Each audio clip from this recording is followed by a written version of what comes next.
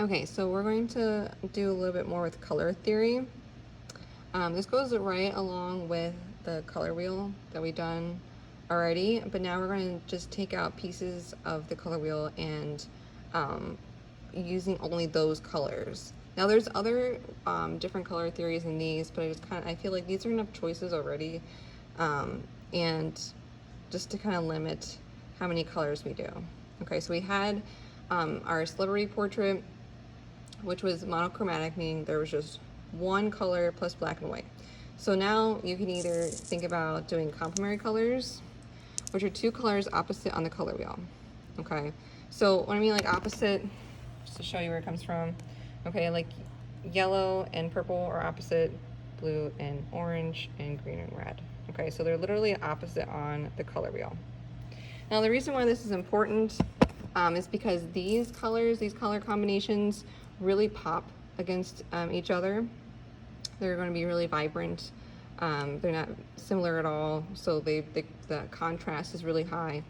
And notice we've been working a lot with color, but we haven't done anything with like browns or really like a lot of neutral colors. Well, that's where you start getting those neutral colors by when you mix these pairs together. That's how you get the browns. Okay, so that's where they come into play. So that's what that is. So you can either try to think about for your next painting if you want to use one of these color pairs, or if you want to do analogous colors. So it's three colors side by side on the color wheel.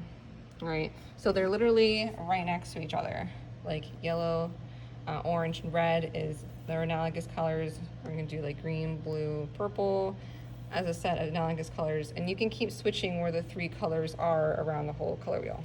Okay, and I illustrated these all out to make it a little easier to see, and these are all the different color combinations. Now the reason why I put these as warm and cool, because these analogous colors have a special name to them. These are all the warm colors, okay? So they're always like exactly what it sounds like. They're the bright, warm colors that are just usually really like more in the forefront. They're really loud. And then the cool colors, these colors right here, they're usually kind of recede to the background. There's like usually kind of like softer colors. So these are complete opposites. Okay, but you can combine them. Okay, so these are also analogous color sets where you have like one warm color and two cool colors, or two warm colors and one cool color for, you know, for the contrast.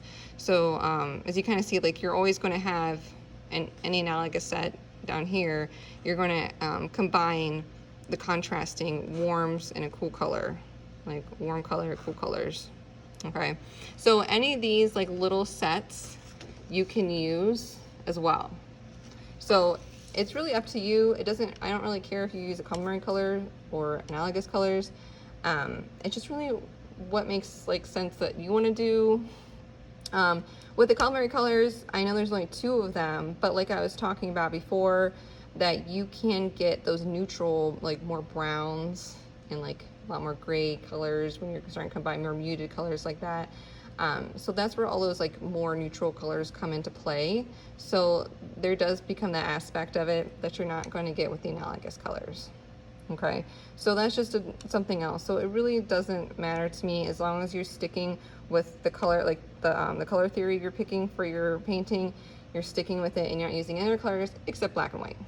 Okay, obviously those two. But the colors that are on the color wheel, you're only sticking with which set you're picking. Okay, so this is how it's going to look. So for mine, I picked a picture of a tiger. Okay, and I'm going to show you two versions of how I did this. So just for practice, we're just going to use like color pencils, and you're just going to color right on here just to start planning out how the color is going to look. Okay, on a gray image, just like we just started with the celebrity portrait, it's going to be the same idea.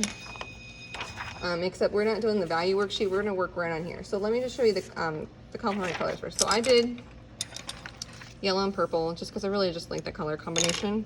And how I did it was the lightest areas where it's like mostly white, I used a lot more yellow, and in the darker areas with the stripes and like around the edge of the eyes and the nostrils and stuff, that's where I'm using purple. And then of course plus black, all right, but there's already black on the paper, all right?